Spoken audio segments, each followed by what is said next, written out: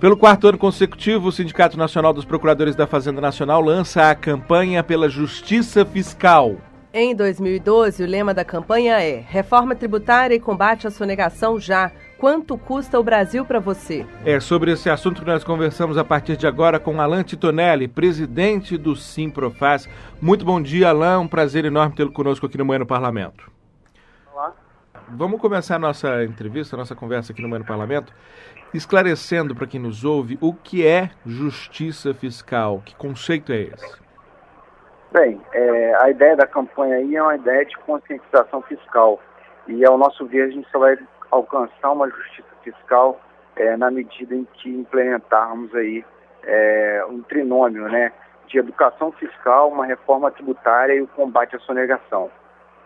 Vejo aqui que na programação de vocês tem dois temas que ganham muita relevância. O primeiro deles, conscientização sobre a questão tributária. É importante que o contribuinte saiba o que está pagando, onde está pagando, etc. Mas há também algo muito forte na campanha de vocês, que é a questão da sonegação, né? De fortalecer o Estado para combater a sonegação. Vou te fazer uma pergunta difícil. A gente sabe que essas duas ações elas têm que caminhar juntos. Não é possível ter justiça fiscal se essas duas ações não caminharem juntos. Mas vamos supor que você só pudesse apostar em uma delas. Se você, como gestor, só pudesse optar por uma delas. Qual é a prioritária hoje? O que é mais necessário para fazer justiça fiscal no Brasil hoje? Eu acho que talvez a redução da carga tributária ela possa efetivar com que todos contribuem, na medida que todos contribuem, todos possam contribuir menos. Eu acho que o sistema tributário como um todo, ele é feito para reduzir a concentração de renda e, na verdade, o sistema tributário nacional, ele vem na contramão dessa regra aí, na medida em que ele acaba sendo essencialmente sobre consumo, acaba prejudicando aí as camadas mais pobres da população e fazendo com que haja uma grande concentração de renda, provocando, consequentemente, uma grande injustiça social. Um estudo recente do IPEA, inclusive, mostra que as camadas mais pobres da população pagam o dobro imposto das camadas mais ricas proporcionalmente, né? A incidência de tributos sobre alguém cujo o dinheiro vai praticamente todo para consumo está na ordem de 40%, quando alguém que além de consumo, faz aplicações, etc., está recebendo uma tributação aí de no máximo 20%, né? Isso, mais ou menos por aí. A gente tem um dado que fala em que aqueles que ganham até 2 salários mínimos pagam cerca de 46% de tributo, e aqueles que ganham acima de 30 salários mínimos têm cerca de 26% da renda tributada. Agora, Alan, o lema da campanha é quanto custa o Brasil para você, né? Vocês sabem, o sindicato já tem um levantamento de como o brasileiro acompanha essa tributação. Por exemplo, isso tem, lógico, a gente sabe que tem a ver com quanto mais informação você tem, né? Maior instrução você sabe, mas mesmo os que têm instrução, as pessoas acompanham isso? Na verdade, não. Tanto é que a ideia da campanha é quanto custa o Brasil para você demonstrar através de um processo de conscientização fiscal quando cada cidadão está pagando de tributo, né? O custo do tributo em cada serviço, em cada produto.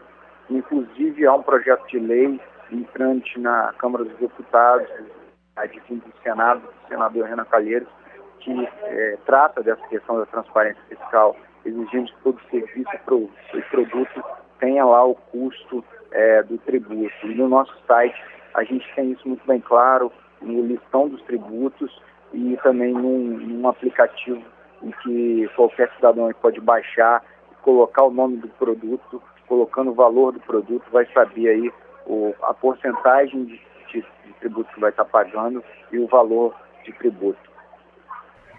Agora, há alguns temas que o brasileiro acaba tendo no imaginário popular que o Brasil é pior, né? Um desses temas é corrupção. Assim, todo mundo acha o Brasil é um dos países mais corruptos do mundo, tem gente que fala que é o mais corrupto do mundo. Isso caiu muito no imaginário popular, mas a gente sabe que não é bem assim, né? O Brasil é muito corrupto, é um problema grave que precisa ser enfrentado, mas não chega a ser muito diferentes de um conjunto enorme de países. A mesma coisa em relação ao sistema tributário, né? Se fala muito Brasil, o país tem a maior carga tributária do mundo, quando a gente sabe que não é bem verdade, ao contrário, o Brasil está ali numa faixa quase que intermediária, né? Tem uma taxa tributária de fato muito alta, mas não é também algo muito longe daquilo que o seu sistema político propõe a fazer, com educação universal, saúde universalizada, etc. Esclarecer isso pro cidadão também é importante, Alan? É verdade. O nosso sistema tributário nacional, a carga tributária representa hoje cerca de 36% do PIB. É necessário, em certa medida, diminuir essa situação. Mas, na verdade, a gente também tem que ver a contraprestação dada pelo Estado, né? Na medida em que se exige muitos serviços, né, é natural que seja necessário a arrecadação de tributos para estar prestando esses serviços. E eu acho que o grande quantitativo de sonegação é onde a gente tem que trabalhar para que haja uma justiça social maior, porque na medida em que tivermos mais dinheiro sendo injetado na economia, consequentemente a gente vai poder estar diminuindo aí essa carga tributária. Hoje, estudos do IBBT demonstram aí que a sonegação no Brasil é da ordem de 200 bilhões por ano. Então, 200 bilhões injetados na economia, nós, consequentemente, teríamos um serviço de saúde, um serviço de educação, etc., e melhor para a população, principalmente mais carente. O senhor acha, então, que o problema maior é a sonegação ou a má aplicação do dinheiro arrecadado com os impostos? Eu acho que é um conjunto dos dois fatores que acaba propiciando essa realidade nacional. A gente tem uma sonegação muito grande e tem alguns problemas na contraprestação estatal do serviço. A campanha sobre justiça fiscal, inclusive, apoia um projeto que já está tramitando aqui na casa, que é o projeto 3154 do deputado Paulo Teixeira, né? Você pode explicar melhor qual o propósito desse projeto? Bem, esse projeto vem desonerar os produtos essenciais, né? O que também é uma realidade. O nosso país acaba tributando determinados produtos essenciais de maneira excessiva. A luz, por exemplo, é tributada cerca de 45%. A água chega a perto de 30%, né? Então a gente vê aí dois bens de consumo essenciais que estão, apesar de não ter uma tributação tão grande igual a outros produtos, mas mesmo assim tem uma tributação elevada. Na medida em que a população carente necessita de determinados serviços básicos, é necessário haver uma desoneração maior nesse serviço e nesses produtos. A discussão sobre tributação no Brasil sempre é uma discussão que remonta muito àquele dilema do ovo ou da galinha, né? O que vem primeiro. Também é importante esclarecer à população de que a relação com o Estado é diferente da relação com um prestador de serviço comercial, assim, que você primeiro recebe para depois pagar. Isso não pode existir na relação com o Estado. Você tem que contribuir. Você tem que pagar imposto para que exista o recurso para a prestação daquele serviço. Isso também, em certa medida, não precisa ser mais claro na cabeça da população? A tributação como toda, ela é compulsória, né? Desde a Idade Média, sempre a população como todo tenta um pouco se desviar dessa conduta obrigatória de pagar tributo, porque a gente sabe que o Estado não vai existir sem os recursos necessários para exercer a sua atividade. Eu acho que o cidadão tem que estar conscientizado que se o Estado não existir, o mercado vai acabar dominando e o mercado é muito mais inconsequente que o Estado. O Estado, pelo menos, defende o cidadão aí do mercado. A gente vê as lógicas de mercado, são lógicas extremamente nefastas, né? Então, o Estado está aí para regular o mercado e também dar diversos serviços, né, ao cidadão que não tem condições de ter menor condição de renda, fazendo com que haja uma justiça social, diminuindo, consequentemente, né, melhorando a segurança, né, diminuindo a violência, enfim, o Estado realmente, como prestador de serviço, é essencial para a gente ter um país com maior justiça social. E já que você tocou nessa questão da lei da selva, né, da prática do mercado, às vezes não leva em consideração o conjunto da população, é possível traçar um perfil dos sonegadores no Brasil? Bem, não sei se traçar um perfil, mas na verdade a sonegação ela acaba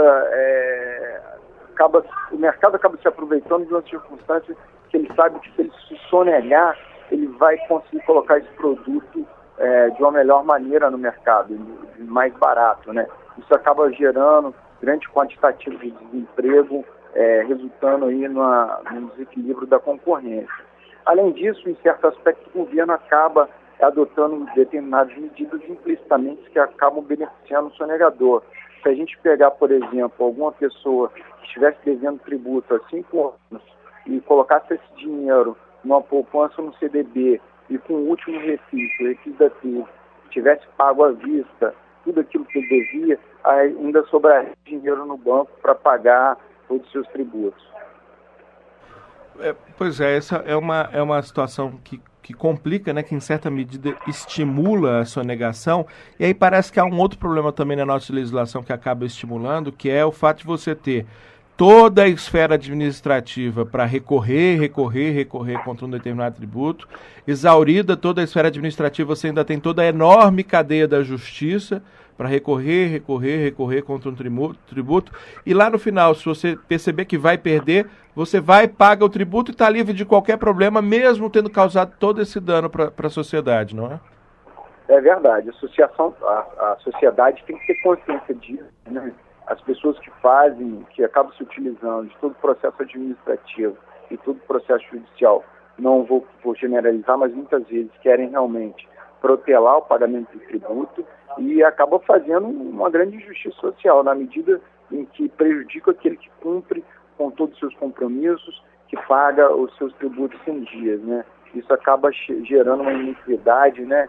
Gerando aí uma anti-isonomia. Nesse sentido, não era melhor adotarmos o que outros países já adotam, que crime fiscal é crime, dá de fato cadeia, não tem como se livrar uma vez cometido esse crime?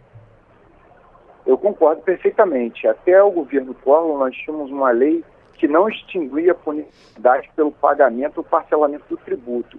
Infelizmente, a gente acabou adotando essa conduta como praxe, né?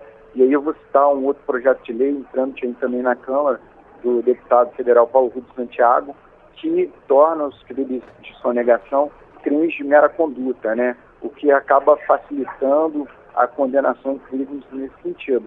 A gente tem que entender que o crime de sonegação é um crime como qualquer um outro e nós temos que dar a devida relevância para o crime de sonegação, porque senão a gente acaba admitindo uma lógica que acaba tornando mais perversa essa distribuição de renda e dando continuidade a esse fosso social hoje existente no Brasil, que existe hoje uma grande concentração de renda. Tornando um crime de mera conduta, pode praticamente institucionalizar a sonegação como uma forma, um crime pequeno, não? Não, muito pelo contrário. O crime de mera conduta é aquele que não precisa de nenhum resultado para identificá-lo, né? Então, isso faz com que na tipificação hoje seja muito mais fácil de ter a tipificação. Hoje os crimes de lavagem de dinheiro exigem um crime antecedente para a concretização do crime da lavagem de dinheiro, fazendo com que torne um crime formal de mera conduta. A mera prática da conduta capitulada no tipo penal acaba fazendo com que haja no processo penal uma identificação mais fácil do infrator. Nós estamos conversando com Alan Titonelli, que é presidente do Simprofaz, o Sindicato Nacional dos Procuradores da Fazenda Nacional. Alan, para concluir, nós já tratamos tangencialmente desse tema, mas eu gostaria de focar um pouco nele, que é a reforma tributária, né? Também tema da campanha de vocês por justiça fiscal, um tema polêmico, recorrente do Congresso. Propostas já vieram, várias já vieram, já caminharam, já chegaram bem perto de uma votação, mas sempre um assunto que, pela sua complexidade, não só legal e legislativa, mas sua complexidade política, acaba empacando. Como é que vocês têm acompanhado esse tema aqui? Bem, a reforma tributária constitucional, né, o que muitos têm discutido, é um problema do nosso federalismo, e a gente sabe que o nosso federalismo é muito peculiar, né, porque tem a questão dos municípios que na maioria dos países não existem, né. Então acaba se concentrando numa disputa política, em vez de concentrar essa reforma tributária numa simplificação do sistema tributário nacional. Hoje a gente tem uma complexidade de legislações para tratar os diversos tributos existentes no país. Então, acho que deveríamos concentrar numa reforma mais infraconstitucional, uma reforma na legislação tributária como um todo. Porque a gente sabe que esse problema do federalismo, para concretizar uma reforma constitucional, está um pouco preocupante, e a gente sabe que, como não está saindo do lugar, a gente tem que partir para alguma medida mais prática. Bom, agradeço mais uma vez Alan Titorelli, que é presidente do Sindicato Nacional dos Procuradores da Fazenda, colaborando conosco aqui no Manhã no Parlamento, explicando sobre a campanha do Simprofaz pela Justiça Fiscal com o lema "Quanto custa o Brasil para você?". Alan, muito obrigado, muito bom dia, viu? Obrigado, bom dia. Obrigado.